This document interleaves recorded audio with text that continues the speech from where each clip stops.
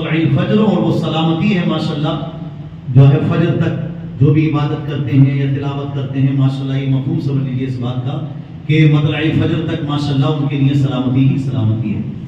اب یہ چیز آپ محسوس کیجئے، اس کو چلو میں بعد میں کیا بیان کرتا ہے انشاءاللہ بعد میں موقع دے دوں گا، لیکن ابھی جب شب قدر کی بات نکل آئی ہے تو لوگوں کا ذہن بوجھل ہوتا ہے، تو میں وہ بات آپ کو ابھی ہی بیان کر دیتا ہوں۔ ایک بادشاہ تھا بنی اسرائیل میں، اس کے 1000 بیٹے تھے۔ کتنے بیٹے تھے؟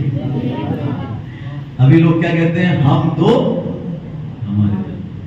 بتاؤ کتنے لوگ ہیں جو 2 کے بعد زبردستی نسبندی کرا دیتے ہیں؟ ایسا کسی جگہ تو معاذ اللہ رب العالمین اگر ایک بیٹا پیدا ہو گیا تبھی نسبندی کرا دیتے ہیں، اور اگر ماں باپ نہ چاہیں تو دادا دادی نانا نانی یہ زبردستی کرا رہے، یار حد ہو گئی۔ بتاؤ جبکہ ہم اپنے باپ داداؤں کو دیکھیں تو ماشاءاللہ 5 8 10 بھائی ہوتے تھے یعنی، اور ماشاءاللہ ان کی اولادیں آج پھیلی ہوئی ہیں، اور آج 2 بچوں کی پیدائش پہ آدمی، اور اگر دونوں لڑکیاں پیدا ہو گئی تو تباہ سمجھتا ہے اپنے آپ کو، حالانکہ ایسا نہیں ہے، وہ خوش قسمت ہے جس کے پاس جتنی زیادہ بیٹیاں۔ سمجھے 1000 بیٹے تھے اس بادشاہ کے، کتنے بیٹے تھے؟ اور اس نے ان کا استعمال کیا کیا؟ اپنے دین کے لیے، ایمان کے لیے، عقیدے کے لیے، اس وقت جس بھی نبی کا وہ کلمہ پڑھتے تھے اس دین کو بچانے کے لیے ہر مہینے اپنے ایک بیٹے کو وہ جنگ کے میدان میں بھیجتا تھا، ہر مہینے۔ اور دیکھو آپ بیٹا شہید ہو جائے تو کتنے بچتے؟ 999۔ پھر بھی اس نے ہار نہیں مانی، دوسرے مہینے پھر جنگ میں اپنے بیٹے کو بھیجا، وہ بھی شہید ہو گیا۔ کتنے بچے؟ 998 یا 990 پہ 8۔ تو اب آپ غور کریں، اس کے بعد میں ایسا رہا کہ ہر مہینے بچے شہید ہوتے رہے، اور یہ بادشاہ اپنے وقت کا اپنے بیٹوں کو ہر مہینے بھی جنگ میں بھیجتا رہا، یہاں تک کہ 1000 مہینے تک جنگوں کا سلسلہ جاری رہا، اور یہ اپنے بیٹوں کو بھیجتا رہا، سارے بیٹے اس کے شہید ہو گئے جناب 1000 بیٹے۔ آج تو یہ دیکھو آپ اگر کسی کے پاس 10 بھی اولادیں ہوں، ایک بھی انتقال کر جائے تو آدمی آپے سے باہر ہو جاتا ہے، اس بادشاہ کو کتنا غم ہوگا۔ اور لوگ آج فالتو کی باتیں بولنے لگتے ہیں اللہ کے بارے میں، یا اللہ تو نے ہم پر ظلم کر دیا، تو نے یہ کر دیا، ہماری اولاد کو تو نے ہم سے لے لیا معاذ اللہ رب العالمین، جبکہ یہ اولاد ہماری ہے کہ اللہ کی دی ہوئی ہے؟ ماشاءاللہ اللہ کی امانت ہے بھائی، جو کچھ بھی ہمیں ملا ہے اللہ رب العالمین نے عطا فرمایا، اسی کی امانت ہے، جان دی ہوئی اسی کی تھی، حق تو یہ ہے کہ حق ادا نہ ہوا۔ ایک صحابی آئی تھی پیارے آقا کی بارگاہ میں پورے پردے کے ساتھ، ان کا بیٹا جوان بیٹا شہید ہو گیا تھا جنگ میں، تو کسی صحابی نے کہا تمہارا بیٹا شہید ہو گیا، تم اتنے پردے کے ساتھ آئی؟ یعنی کہ کسی ماں کا جب بیٹا شہید ہو جاتا ہے تو وہ اپنا گریبان پھاڑتی ہے، بالوں کو نوچتی ہے، پردے کو بھول جاتی ہے۔ جب کسی نے کہا نا کہ تم اس انداز کے ساتھ آئی ہو، تمہارا بیٹا شہید ہو گیا، تو وہ صحابیہ جواب دیتی ہیں، وہ خاتون، وہ عورت، وہ کہتی ہیں کہ میرا بیٹا ہی تو چلا گیا، میری شرم و حیا تو نہیں گئی۔ یہ ان کا مزاج تھا ماشاءاللہ رب العالمین۔ تو ایسا ہوتا ہے مزاج کہ اولاد چلی جائے مگر پھر بھی اللہ کا خوف دل میں رہتا ہے۔ اس بادشاہ کے 1000 بیٹے جنگ میں شہید ہو گئے مگر اس کا جذبہ کم نہیں ہوا، اور اس نے پھر جب سارے بیٹے شہید ہو گئے تو خود جنگ میں چلا گیا۔ بولو سبحان اللہ۔ جب سارے بیٹے شہید ہو گئے خود جنگ میں چلا گیا، اور پھر اللہ کی راہ میں خود بھی شہید ہو گیا۔ آج تھوڑا سا نقصان ہو جائے آدمی نماز پڑھنا چھوڑ دیتا ہے، دین کی باتیں کرنا چھوڑ دیتا ہے، میرے کو یہ تکلیف آ گئی، میرے کو یہ پریشانی آ گئی۔ ارے سیکھو اپنے بزرگوں سے، 1000 بیٹے شہید ہو گئے، خود بھی شہید ہو گیا۔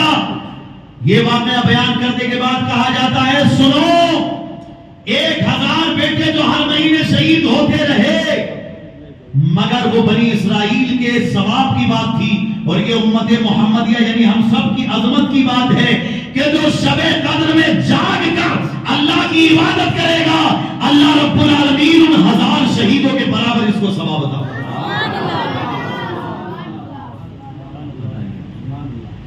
کتنا بڑا، اور اللہ چاہے تو اس سے بھی زیادہ عطا فرمائے ماشاءاللہ۔ یہ ایسی روایت ہے کہ دل جھوم جانا چاہیے۔ शब कद्र को लोगों ने समझा नहीं, अभी खाने पीने में गुजार देते हैं, इधर उधर घूमने फिरने में गुजार देते हैं। अच्छा बुरा मत मानना, खाने पीने से मुराद ये है कि सिर्फ खाने पीने में ही गुजारना, वो गलत है। बाकी आप थोड़ा बहुत कुछ खा पी, अब थक भी जाते हैं ना तो खा पी भी सकते हैं, कोई उसमें बुराई वाली बात नहीं।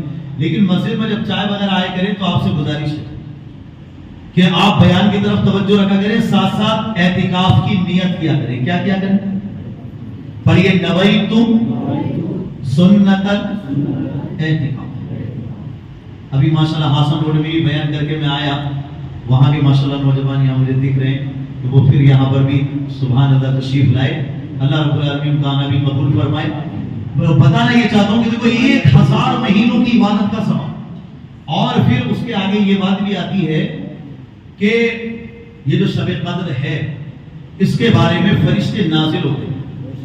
फरिश्ते जब नाजिल होते हैं तो जिब्रील अमीन ये हुक्म देते हैं कि जितने भी लोग बैठे हुए हैं जाओ उन सब से मुसाफहा भी करो। जब वो फारिग हो जाए तो उनसे मुसाफा करो। अच्छा आप कहते हो कि हमें तो कोई फरिश्ता दिखाई नहीं दिया। एक बात और है, फरिश्तों को भी अल्लाह ने ये ताकत दी है, वो किसी इंसान की शक्ल में आके मुसाफा करते, तुम्हें पता भी नहीं होता और वो मुसाफा भी करके चले जाते हैं। तो पता नहीं कौन किस शक्ल में आके तुमसे मुसाफा कर जाए, बस अल्लाह का शुक्र अदा करना। क्योंकि मेरी दुआ ये है कि जिब्रील अमीन मुसाफा कर ले। इतने बाबरकत हाथ होंगे उनके, अल्लाह अकबर। फरिश्तों में रसूल हैं जिब्रील अमीन, वो आते हैं इस रात में माशाअल्लाह। तो फरमाया कि फरिश्तों से कहते हैं जिब्रील अमीन जाओ मुसाफा करो, और जब लौटने का वक्त आता है, जब लौटने का वक्त आता है तो फिर फरिश्तों से ये बात कही जाती है कि अब तो चलना है। तो फरिश्ते पूछते हैं कि अब इन लोगों का क्या अजर है जिन्होंने सारी रात इबादत की है, बैठे हैं, अपने घर बार को छोड़ा है, नींद को कुर्बान किया है, दिन में रोजा रखा, रात में जाकर के इबादत कर रहे हैं, इनका इनाम क्या है? तो फरिश्ते कहते हैं, बल्कि हमारे नबी ने फरमाया इस बारे में कि सहाबा किराम से ये बातें बयान करते हुए हमारे नबी ने फरमाया, सहाबा फरिश्ते इस बात का जिक्र करते हैं कि जितने लोग भी शब कद्र में जागते हैं, इबादत करते हैं, दीनी बयानात मसाइल सीखते हैं, दीन की बातों को सुनते हैं, समझते हैं, फरिश्ते कहते हैं अल्लाह ने इन सब की बख्शिश और मगफिरत फरमा दी, मगर सिवाय 4 लोगों के। कितनों के? सिवाय 4 लोगों के। वो 4 लोग कौन हैं? फरमाया शराब का आदी। तो बच्चे को याद है माशाल्लाह, 2-3 दिन पहले इस बात पर तवज्जो की थी, और 9 किस्म के लोग और बताए गए। गालिबन अनवार बयान उधर रखी होगी। फिलहाल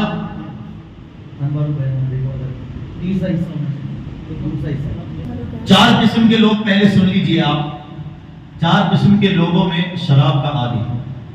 देखो आप अगर किसी के दोस्त हो ना तो यार समझाओ उसे, भले ही वो आपसे लड़े, आपको बुरा कहे, मगर फिर भी आप उसे समझाओ मोहब्बत से, शराब पीना हराम है। मौला अली शेर खुदा फरमाते हैं रज़ी अल्लाहु तआला अन्हु करमल्लाहु तआला वजहुल करीम, आपने फरमाया अगर शराब का एक कतरा मतलब दरिया में गिर गया और दरिया खुश्क हो गया, अगर दरिया में गिरा तो मैं अपने जानवरों को पानी ना पिलाऊं दरिया का, एक कतरा अगर गिर जाए और दरिया सूख जाए, घास उगाए उस पर, तो वो घास यानी ग्रेस वगैरह वो उसको भी मैं अपने जानवरों को न खिलाऊं। तो ये तो शराब से नफरत की हमारे बुजुर्गों ने, मगर मैं अल्लाह का शुक्र इस बात पर भी करता हूँ कि कुछ हमारे भाइयों ने शराब का पीना छोड़ दिया, अल्हम्दुलिल्लाह, बोलो सुभान अल्लाह। कुछ ऐसे शराब से बचे, फिर वो नमाजी बने और अब तहज्जुद की नमाजें भी अदा करते हैं। बुजुर्गों से भी ये बातें, हज़रत बिशराफी का नाम सुना है आपने?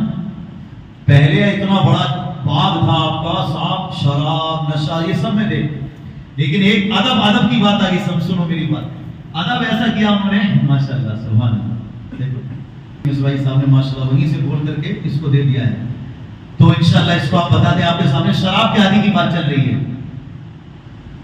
हज़रत बिशराफी अपने बाग में जाते, शराब पीते, नशे आवर चीजों का इस्तेमाल करते, लेकिन एक मर्तबा जब घर से गुजर रहे थे तो रास्ते में कागज का टुकड़ा पड़ा देखा जिसमें बिस्मिल्लाह लिखा हुआ, बिस्मिल्लाहिर्रहमानिर्रहीम लिखा था। अरे अल्लाह का मुबारक नाम जमीन पर पड़ा हो तो मुसलमान तो दे, मुसलमान के दिल में इतना अदब तो रहता, उसको उठाया, आंखों से लगाया, चूमा, और उसके बाद में अच्छी जगह उनके मकाम पर रख दिया, फिर चले गए अपने बाग में। اپنے وقت کے جو ولی تھے حضرت ذوالنون مصری، اللہ نے انہیں حکم دیا کہ جاؤ بشر سے ملاقات کرو. حضرت ذوالنون مصری آئے، انہوں نے پوچھا لوگوں سے، لوگوں نے کہا اے شرابی ہے وہ، اپنے باغ میں شراب پیتا ہے، ایسا کرتا ہے، ایسا ہے، ویسا ہے، یہ ہے، وہ ہے. حضرت ذوالنون مصری نے کہا ایسا ہے، وہ باتیں بعد میں کریں گے، پہلے یہ بتاؤ وہ ہے کہاں. بولو سبحان اللہ. آج اگر کوئی سدھرنا بھی چاہے نا، لوگ سدھرنے نہیں دیتے اسے. بیچارہ اپنے گناہوں سے توبہ کر کے اگر وہ اچھا آدمی بننا بھی چاہے تو کیا بولتے ہیں؟ بلی 900 چوہے کھا کے. ابے تو ٹھیک ہے نا، اچھے کام پہ چلی، اگر غلط کام پہ رہتی تو 900 چوہے اور کھا جاتے تو 1800 ہو جاتے. اس لیے بھائی جو اچھا کر رہا ہے اس کو اچھا بولو نا. حضرت ذوالنون مصری کو حکم ہوا جاؤ ملاقات کرو. حضرت ذوالنون مصری پہنچے باغ کے دروازے، ایک اللہ کا ولی مقدس شرابی کے یہاں پر پہنچ گیا. وہ لوگوں میں شور مچ گیا، بھئی یہ کیسے اللہ کے ولی ہیں بتاؤ، شرابی کے پاس جا رہے ہیں. مقصد سمجھتے نہیں اعتراض شروع. ارے مقصد سمجھا کرو اللہ والوں کا. ان کا مقصد ذلیل کرنا نہیں ہوتا، ان کا مقصد تو جو ذلت میں پڑے ہیں الحمدللہ ان کو اونچائی کے مقام پر پہنچانا ہوتا ہے. سمجھ رہے ہو؟ ان کو اونچے مقام پر پہنچانا ہوتا ہے، یہ مقصد ہوتا ہے ان کا. اس لیے عزیزان محترم، کبھی بھی اعتراض مت کرنا کسی اللہ والے پر یا دین کے کسی خادم پر کہ اگر وہ ایسے افراد کے پاس جا رہا ہے اس کا مقصد یہ ہو سکتا ہے کہ وہ غلط بات سے بچائے گا اور اچھے کام پر اس کو لگائے گا. آپ نے سنا نہیں ایک اللہ والے ایک ایسی عورت کے یہاں چلے گئے جو غلط کام کرتی تھی. لوگوں نے کہا اس کے یہاں چلے گئے، اللہ والے اس کے یہاں چلے گئے، لیکن مقصد نہیں جانا. وہ اللہ والے اس بدکار لڑکی کے پاس گئے، کہا جتنی تیری ایک رات کی قیمت ہے سب دیتا ہوں. اس نے کہا ہاں ٹھیک ہے دیجئے. اس کے بعد پھر آپ نے اس سے کہا کہ دیکھ تیری رات کی قیمت میں نے ادا کر دی، اب بیٹی میری بات سنو، جیسا میں کہتا ہوں ویسا کرو. اچھا کیا کرنا ہے؟ جاؤ غسل کر کے آؤ. غسل کروایا، آگے مصلی بچھایا، پیچھے اس لڑکی کو کھڑا کیا. ساری رات عبادت کرواتے رہے، قرآن کی تلاوت کرواتے رہے، ساری رات نوافل پڑھواتے رہے. فجر کا جب وقت ہوا تو اللہ کی بارگاہ میں وہ اللہ والے ہاتھ اٹھاتے، یا اللہ یہاں تک لانا میرا کام تھا، آگے پہنچانا تیرا کام. پھر کیا ہوا؟ وہ بدکار لڑکی جو غلط کام کرتی تھی حضرت کے قدموں میں گر گئی، کہنے لگی حضرت میں تمام گناہوں سے توبہ کرتی ہوں، رب کعبہ کی قسم آج کے بعد کوئی غلط کام نہیں کروں گی بلکہ میں اللہ کی عبادت کروں گی. سبحان اللہ. وہ بھی اللہ کی ولی بنی. ایسے حضرت بشر حافی شراب پیتے تھے. حضرت ذوالنون مصری پہنچے، جا کر کے سمجھایا اور ان کو بتایا کہ اللہ کا حکم آیا ہے کہ میں تجھ سے ملاقات کروں. حضرت بشر حافی نے سنا اللہ کا اتنا بڑا ولی مجھ سے ملاقات کرنے آیا. اللہ اکبر، قدموں میں گر کے کہنے لگے اے اللہ والے آپ یہاں تک آئے مجھ گناہگار تک، اور اللہ میرا اتنا مہربان ہے کہ اتنی سی نیکی کہ میں نے اللہ کے نام کو اٹھا کر اتنی اونچائی پر رکھا تو اللہ نے مجھے اتنا بڑا مرتبہ دیا کہ اللہ کے ولی کو بھیج دیا. حضرت ذوالنون مصری نے فرمایا اللہ تجھ سے اتنا خوش ہوا ہے کہ تو نے اللہ کے نام کو اٹھا کر اونچے خانے میں رکھ دیا. توجہ کیجئے گا اگلے جملے پر. ذوالنون مصری نے فرمایا اللہ نے تجھ پر اتنا کرم فرمایا ہے کہ تو نے اللہ کے نام کو اٹھا کر اونچے کھانے میں رکھ دیا. اللہ نے تجھے اٹھا کر ولایت کے خزانے میں رکھ دیا، تجھے ولی بنا